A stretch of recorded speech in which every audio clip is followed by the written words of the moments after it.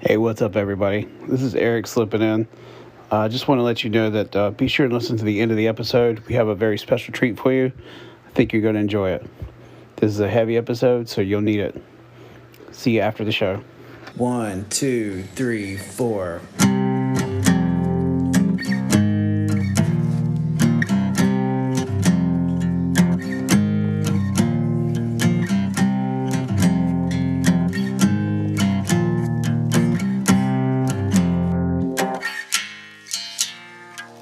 What's up, everybody? Welcome back to the Hauntological Society podcast, the place where we talk about weird shit. Everything paranormal. Nothing's off the table. Yeah, nothing's off the table. It's all weird. I was trying to think of something funny to say right there, and I got nothing. So anyway, I'm Eric. I'm your host. Welcome, and today with me, as always, Wendy! that's right. What's up, Eric and Wendy? Kicking it here at the podcast, Kicking it at the crib, man. laying in the bed, recording for you, gentlemen and women and folks and people. I don't know what the fuck I'm saying. What's up? How's it going? It's going well. Done hit up Comic-Con. That's right. We went to Comic-Con today. Olive Garden, sitting full, and yeah. I got some pretty cool Bigfoot swag that's hanging in our kitchen right now, and picked up a shirt. Charcuterie tray. It's cool. It's a wood. It is cool. It's a wooden cutting board / charcuterie tray, but it's got a wood burned image of Bigfoot on it, which I like. I think it would probably hold like a block of cheese and a sleeve of crackers. I didn't get it to put food on it. I got it for the Bigfoot. I know. And I also got a keychain that looks like a Bigfoot being abducted by a UFO, so that's really cool. So and your T-shirt. Yeah. Oh yeah, and I got a T-shirt. It's I'm a Michael Myers fanatic. I love Michael Myers, and it's Michael Myers and Jason drinking Dunkin' Donuts coffee together outside of Dunkin' Donuts. I just thought it was so odd I had to buy it. It's very Eric. Oh man, so here we are back in the paranormal world. Did we ever really leave though? Because I mean, even when we're not recording, we're doing something like watching ghosty. Yeah. So that's kind of got where I want to start at. What when you were a kid, did you ever have anybody that would tell you ghost stories or share scary tales with you, or like maybe like at school they would read like a scary do like scary tales to like kind of it's fun, maybe even just for Halloween? Not at school. Yeah. No. My grandmother, she's my granny. Good old North Carolina in the house here.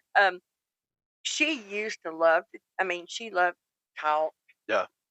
Don't know where I get it from. I couldn't imagine. So, she used to love to tell stories, and I know a lot of them were very embellished. Mm-hmm. But they entertained us. I mean, that's first and foremost. I mean, that's what you need, a good story. You need a good it needs to be entertaining. Which one would you say? Which ghost story? Does it have to be one that your granny told? But what is your favorite ghost story that you've ever heard? Do you have a favorite? I don't think I have a favorite. I mean, I kind of like them all. Okay. What kind of tales do you like? I like the ones that give you like the creep, the oogie boogie stuff, the shit that nightmares are made of, Yeah. The ones that make me put my foot up on the bed because I have a thing about something being under the bed. So if we're watching something scary or we're listening to something and it starts getting creepy, I always have to put my leg up on the bed. Maybe that's it. What? Something under the bed dragging me under to the depths of hell or damnation. I don't know. What story that you heard? Which one makes you put your feet up? Like what is it? If we're watching something and it just starts getting, past your average, I mean, maybe shit's about to start flying or, they're creepily walking into something doors are opening and shutting on their own. Yeah. That just it kind of gives me the willy billies, and I put my feet up off on the bed. I'm kind of the same way. Like, there's like when you deal with the paranormal, people have loved ones that pass all the time. Unfortunately, it's just part of life. Friends, family, and you hear so many of those stories of like people who have, you know, the heartwarming tales that grandma came to visit, or In the form of a hummingbird. yeah, I saw my dad, or something like that. And those are all very cool. I understand that the significance of those and why they're important to the people they happen to. But I like the stories like you that scare the crap out of you for whatever reason. I don't know why. Just they pick me up. So I was thinking about this the other day, and one of my favorite stories is. Do you remember the show that we used to watch, Paranormal Witness? Yes. It was a story that they told on that show about the poltergeist. You know which one I'm talking about? I mean, keep going. Okay, you'll know it when you hear it. Okay. So it's like a family, and I think it's like a mom and her daughter, and they have like a stepfather, and weird things starts happening in their house, and um, at one point they buy the ghost a porcelain cat, and they give it to it as like an offering, and it kind of like appeases the ghost or whatever, I guess, and it calms down. And I mean, this is a serious like poltergeist. Like they had like doors slamming shut, things moving around, and so like I said, they gave it like an offering, right? Well, the stepfather, he kept getting pissed off about it. You know what I'm talking That's a great fucking and, story. That's me right there. So he gets pissed off and he takes his cat and he throws it out into the yard. And he was like, "Stop feeding into the ghost," which I understand, but also, no, don't do that. And so they come back in the house, and I can't remember if it's the same day or another day, and the cat is back in the house. And so he takes that cat and he breaks it because I guess he thinks that like someone in the house is like bringing it back in, or like going against what he says. And so then after he breaks this cat, you have the poltergeist just goes nuts. And the way that the lady explains it was that it was like the house exploded with energy, and they had the word cat written all over the walls. Um, all their glassware and stuff in the cabinets were thrown out. There was food all over the floor. Where Well, you remember it would stack it in these irregular shapes in the middle of the floor and stuff. That's a common occurrence in that's poltergeist the activity. Shit that fucks with me. Yeah. Because I'm like, what the hell? That's a common occurrence in poltergeist activity. And they had actual documented pictures of it. So they found like footprints going through the flour. Remember? Yes.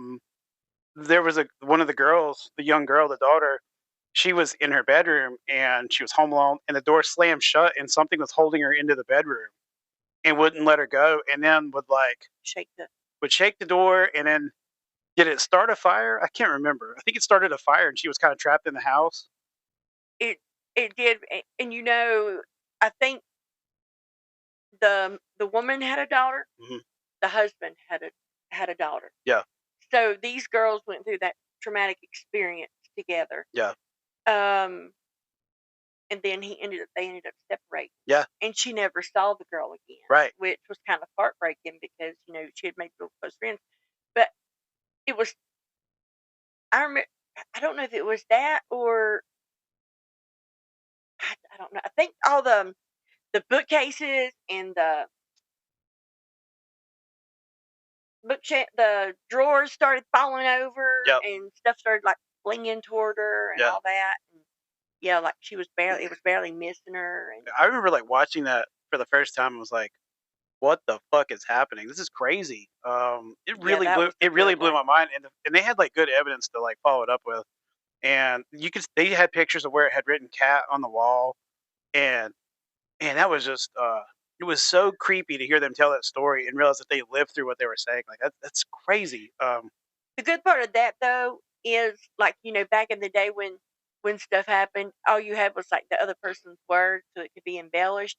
But now with the digital age of like cell phone and camcorders and stuff, it's so easy to capture stuff that, man, wouldn't it be nice if somebody was always, ready to shoot or something? Well, that being said, just be careful out there because there are a lot of people who like the fake stuff. AI, of course, likes the fake stuff.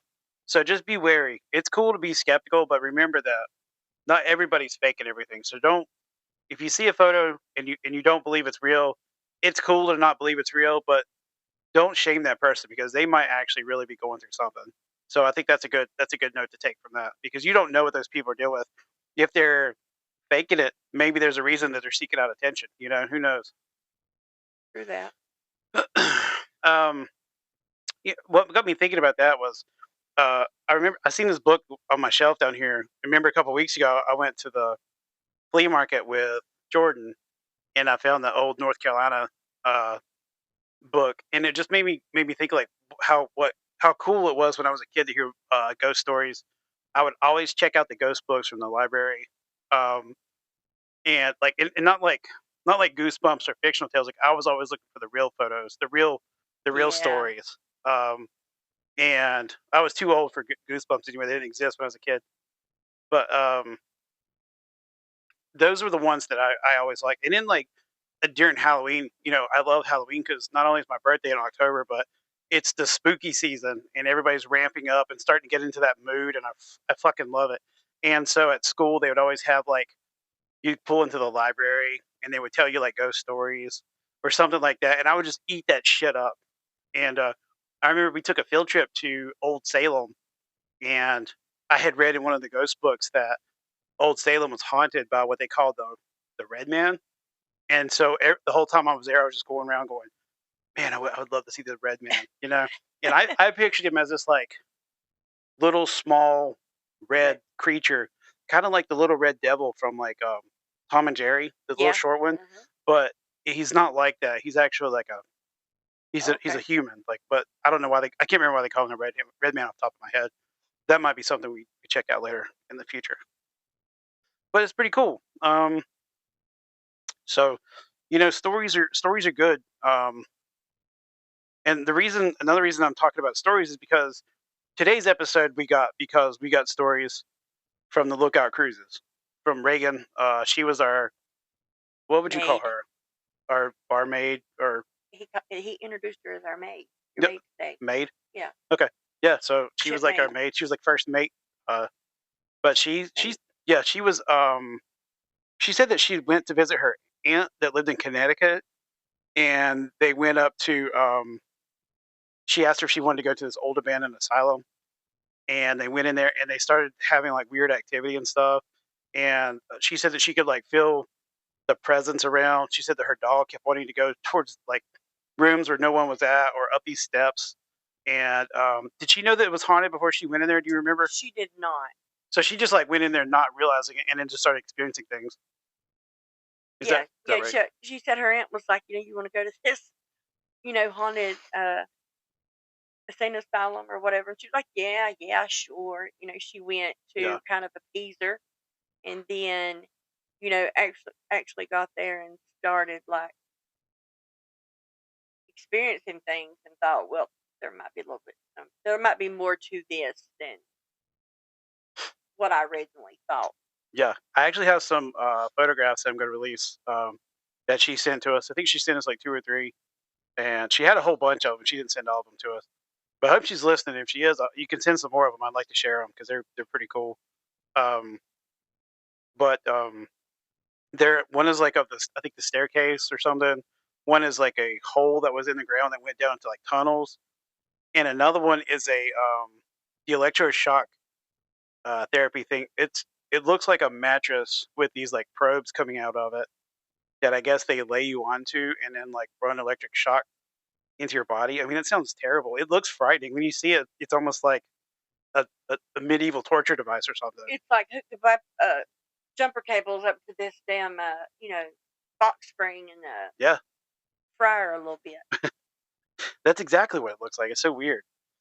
So thanks to her story, we have an episode for you today, and that's another good point I want to bring up. By the way, everybody out there, if you got stories, please look into like sending us some of your own stories because we'd like to share them, and maybe you have some ideas for us to look into things in the future.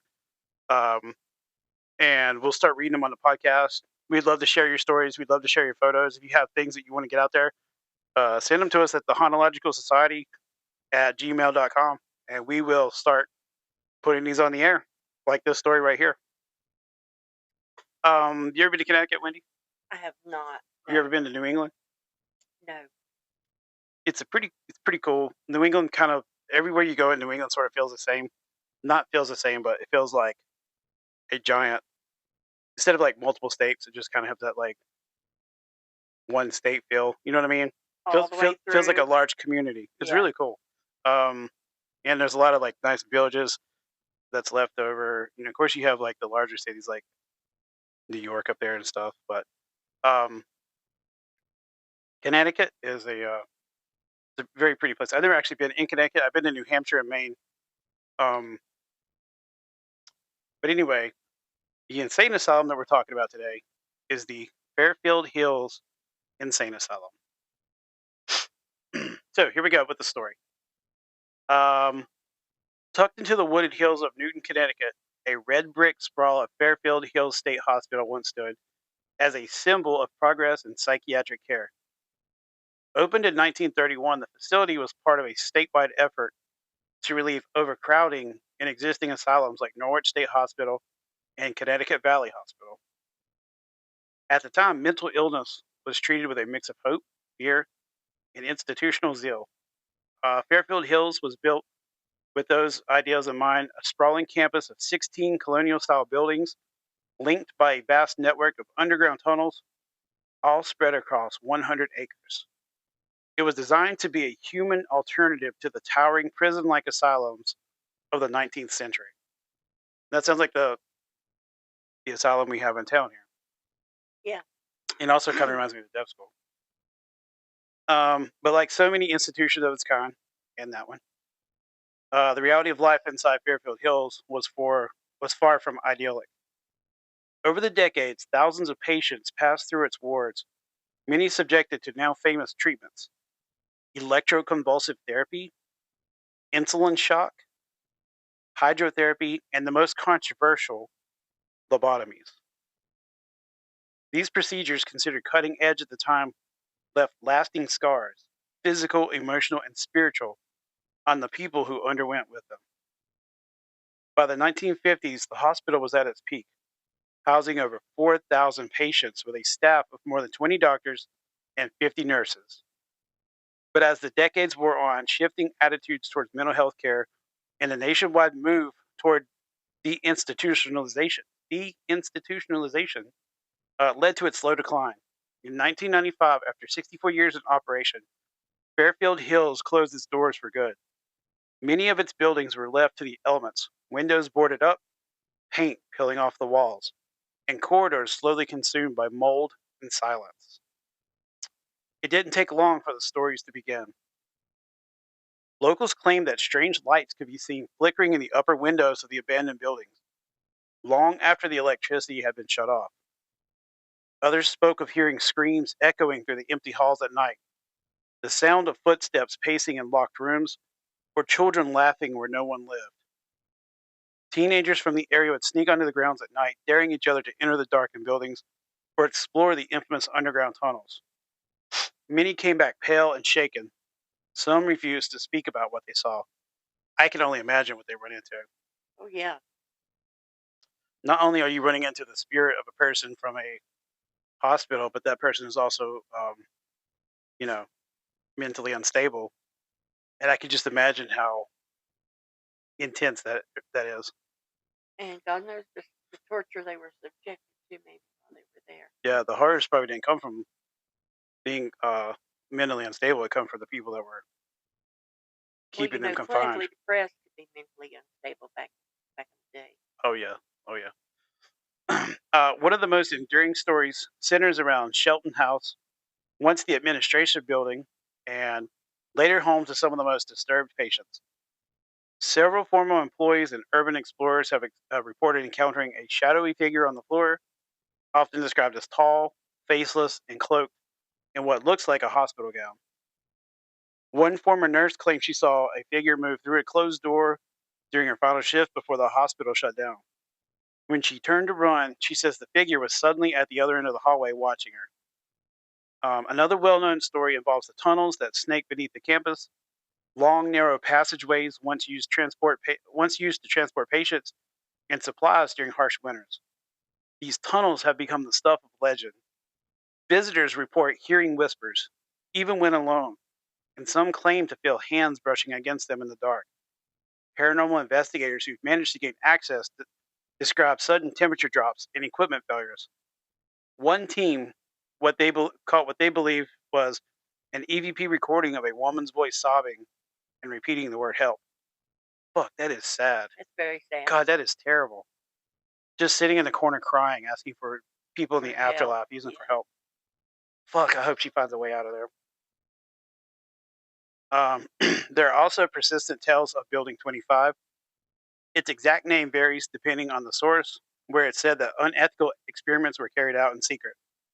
Uh, though no official records confirm these stories, local folklore insists that patients were subjected to unauthorized procedures and that their restless spirits now roam the building. One anonymous former staff member, interviewed years later, said they always felt a presence. And in that part of the hospital, you could be alone in that wing, and yet you weren't. I don't know how else to explain it. In 2009, the town of Newton began reclaiming parts of the property. Some buildings were demolished, others were repurposed for municipal use. The Newton Municipal Center now occupies what was once the hospital's main building. Yet, despite redevelopment, the legends have never faded. Local police still occasionally respond to calls about strange activity on the grounds, phantom alarms, motion sensors triggered in empty buildings, or untraceable voices heard over walkie talkies. Today, Fairfield Hills exists in a kind of limbo, half historical relic, half haunted myth. Its red brick walls remain weathered by time and memory.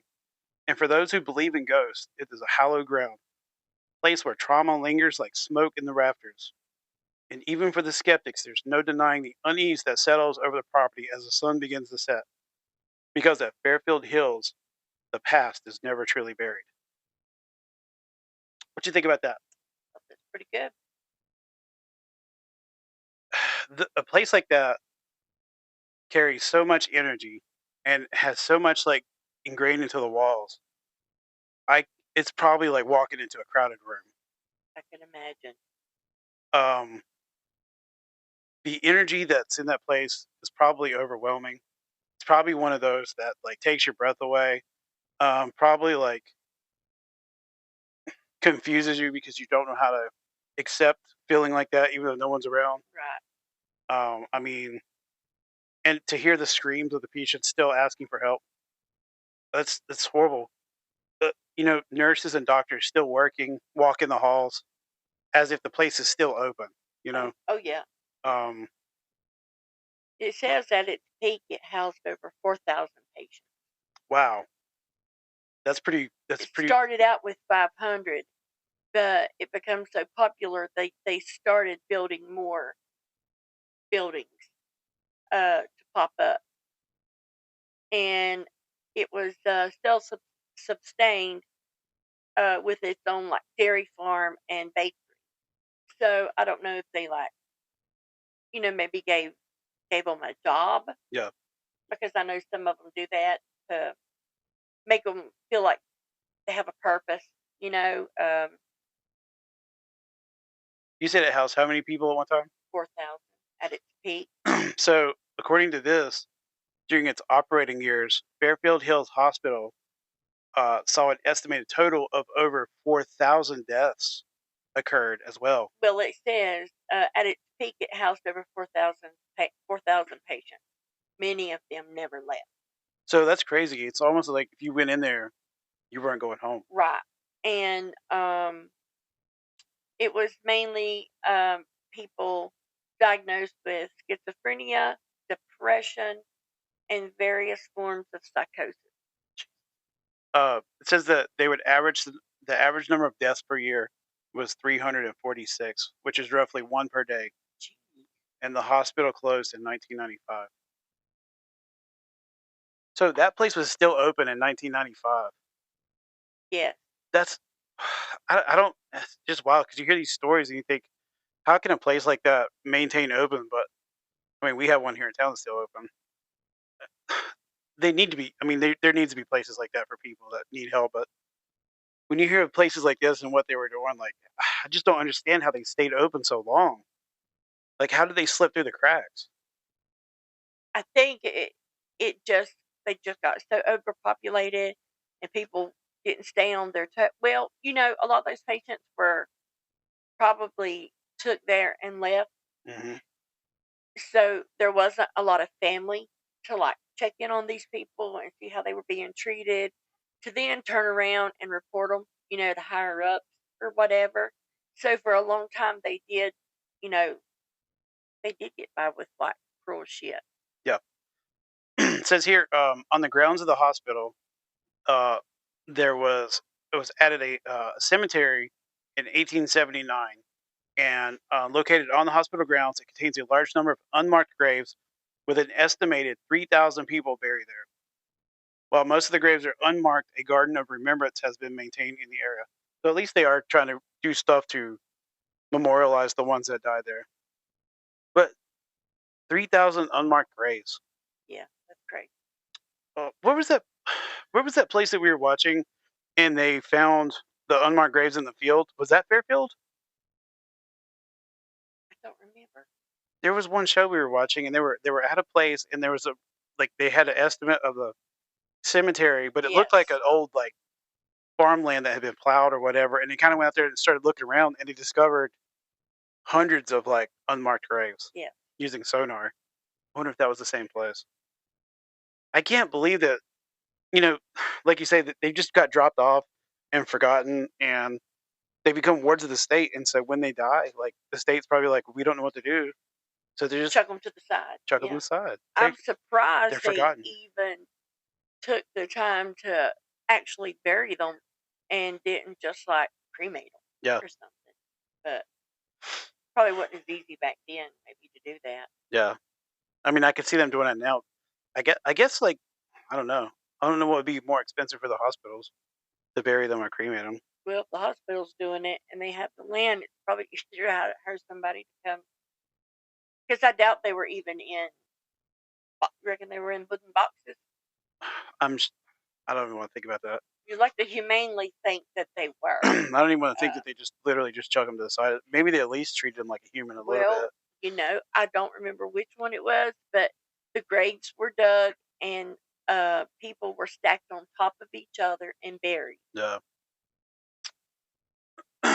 Yeah, I have heard that before. which hurts the heart, to like visualize that and think that that's someone's aunt or sister or Yeah. mother. To me that's hard to think about.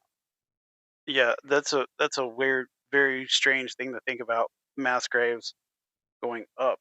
Because I think of like a mass grave as just like a large hole. They just kind of throw everybody in and cover it up. But if they dig like a normal grave, but then they just stack them, Put several in, that's yeah, crazy. to take up space. Yeah.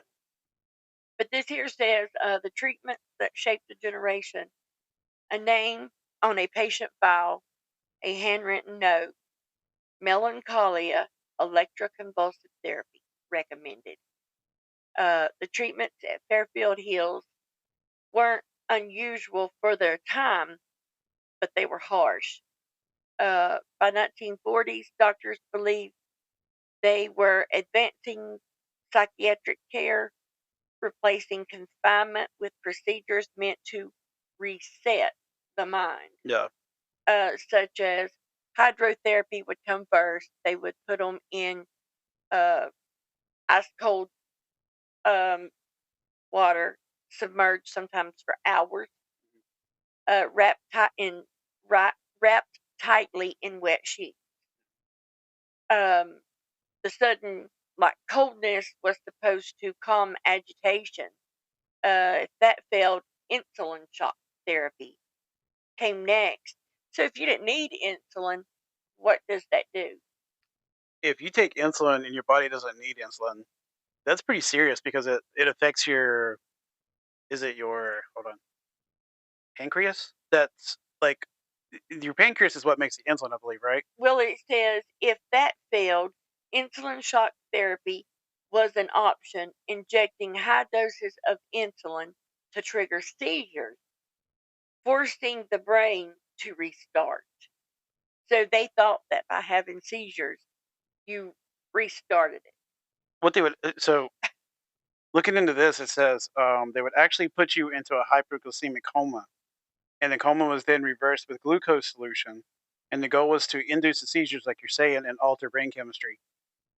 That's crazy. So they would like literally put you in a diabetic coma, shock you with sugar to wake you back up. To send you into a seizure. That would to restart your that would brain. cause you to seize. Yes. Yes. At no point do I ever see anyone having a seizure reset. No, if anything, they're in worse shape. I mean, their body's exhausted. Look, I'm no doctor. I've seen people have a seizure before. They don't reset when they come out of that seizure. They're not feeling good. I've been with people who's had a seizure. Yeah. Electroconvulsive therapy followed. Thick leather straps held patients down while bolts surged through their skulls.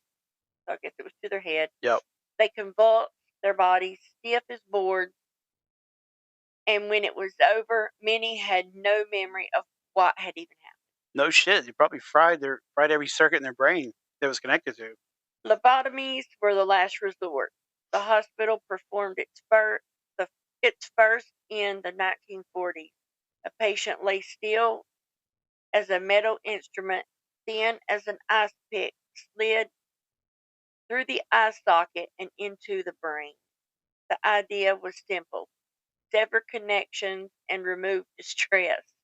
For many, it erased more than that: memories, emotions, and even personality itself. By the way, lobotomies were first developed in 1935 by a Portuguese neurologist Antonio Egas. His first lobotomy was performed on a patient in Lisbon, Portugal. Just a little history on that. And they thought that like, listen, this is a little trigger warning. So if you haven't been triggered by now, I'm just giving you a warning again. When they did these lobotomies, they would put the ice pick in. They would literally like scramble the front lobe of your brain. Yes. They would take it and they would wave it back and forth, and it would literally turn the front of their brain to mush. And so every motor skill, everything that was like held within the front of your brain is destroyed. The personality is gone. Like memories, and you know what's weird? There's actually people who recover from lobotomies, and I heard of like people who were released from the hospital after they had been lobotomized and went back to society. Must not have been From what I heard, they were told, or it was told that the person was completely different though, but not in a good way. They were almost like catatonic. Kinda, almost. I was gonna say like dead. That's not what I'm looking for. Kind of like just sort of stare off into space. No emotion. Kind of walk like when you see like people sort of shuffling around like they're lost. You know what I'm saying? Yeah. Sort of like that. Like that was how this person lived the rest of their life. So correct me if I'm wrong, or I'm asking here. By the first one was performed in the 1930s. 1935. Okay. At that time, were they even aware of what parts of the brain triggered what? Like there's like a certain part of your brain, triggers taste or scent or something. Did they even have the means to know what parts of the brain triggered what? I mean, or was it just like So here's what this says. In 1935, the field of neuroscience had made significant strides in understanding the basic anatomy and cellular structure of the brain, but the complexities of brain function and neural networks were still largely a mystery. While scientists understood the general organization of the brain and the existence of neurons, the intricate process of how neurons communicate and with how these interactions give rise to complex behaviors and consciousness were not well understood. So The short answer, no, they probably didn't know. They had no idea what they were doing. So somebody was just experimenting one day and thought, well, let me see if I can pick this pick up into the front of their brain and tap into that connection. I can't, like, I don't know. He's looking at someone who's sick in the brain. And as a doctor, I can't believe that his first instinct is to destroy the organ that's sick. Right. That just doesn't seem like a doctor to me. It doesn't seem like someone who's like trying to protect your well-being. I think to me it sounds like somebody who's trying, grasping at straws, trying something, hoping that it works so that he can become famous from it or Men- something. Mental health therapy was non-existent until I'm gonna say probably like 60s and 70s at least. So they probably just were, like you say, grasping at straws. They didn't know how to deal with people like this because to them they probably felt like they were a lost cause. There was something, that could never be fixed. I mean, they probably were like running around with like a chicken with its head cut off, trying to figure out how to solve the mental issue. And this torture is not it, because a lot of these people who have mental issues, or that we know now, are probably also very sensory aware and sensory sensitive. And if you put them through torture, That makes it you're worse. just making it You're so messing much with the worse. senses. Yes. But technically, depression is just like an imbalance of Yeah. chemicals. It's not the actual brain that, Right. so to think that maybe I went in there because I'm depressed, I got a lobotomy. Yeah. Yeah. You went in there because you had menstrual cramps and they gave you a lobotomy. Yes. Or, Postpartum depression or something. I mean, can you imagine how depressed the mothers were if they were taken away from their child while they were dealing with postpartum? I mean, good Yeah. lord, I don't know. You could probably sit here and like nitpick at all the things that they did back in the day. They're horrible. I'm just glad that we've come a little bit farther today, and that doesn't appear to be going on. And I just want to say this. Go ahead. Well, I think cases like that in places like Broughton Mhm. may be the reason for a long time that people didn't speak out Yeah. about their mental health. Mhm. Um, it was easier to just not say anything Yeah. and carry on versus possibly get sent off to the loony bin, as they used to call it. Right. Um, so Which they're more than just loony people, by the way. They're not. well, loonies. I Yeah. mean, I say that because I take mental health meds daily. They work great for me. Um, but to think something that simple would, you know, possibly land me in the hospital and forgot about, Yeah. and never, come be seen or picked up is like frightening. It was so much easier back then to just like brush Pawing you off. brush it under the rug, Yeah. and it's sad. Um, you know, I was just going to say a minute ago that I hope everybody out there takes mental health serious, guys and girls alike. Everybody, mental health is very important to your physical and emotional well-being, and there is help for everybody who needs it. So if you need any sort of like mental or emotional help, seek it out. There are people out there who help you, and we've come way farther than lobotomies and electroshock therapy. It's a lot Leaps and different. bounds. Yes. So just know that there are people out there who care, and there are people that will help you. Well, it was kind of a somber way to end that. Yeah, if you need somebody to talk to, hit me up. I'll chat with you. There you go. There you go. Send us an email. We'll talk, and maybe we can help you find the right direction if you're confused. We're always a friend. The Hauntological Society at Gmail. I had to do something to crack it up a little bit. I'm sorry. It got real serious at the end, and I was like, I don't want to leave it like sad and You're somber. depressed. Yeah. Call it the Hauntological Society. The Hauntological Society at gmail.com. What else you got, Wendy? Another, I ain't got anything. That was a pretty good one. Thank you for that insight. That was great. Check us out on Facebook, Hauntological Society. We are there. I know I've said this a few times, but there's 2 pages. click the one that's got the little ghost in the circle. That's the correct one, not the devil. He won't just delete it. It's weird, I know. I gotta tell you the story. It just popped into my head. I don't know why. Back in the day when I was living down there. Yeah. And Lincoln used to come visit me, and he came by a couple times that I had this empty pizza box in the fridge, and he would be like, "Hey man," he's like, "What's up with that pizza?" I'm like, it's a couple days old. I don't know if I'd eat it.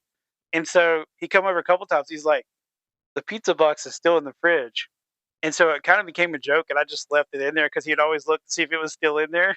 And I think I left it in there like a month. He's like, "Oh my god!" It was probably in there when you moved in with me. This man, I am telling you, will drive a girl insane. I don't know why that popped in my head. That was funny though.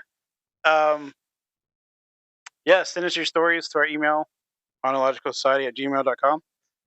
Don't forget to check out our merch store. We got some really cool merch. I think you guys will like it. The link is on our Facebook page. There's also a link to other podcast platforms that have that are playing our podcast.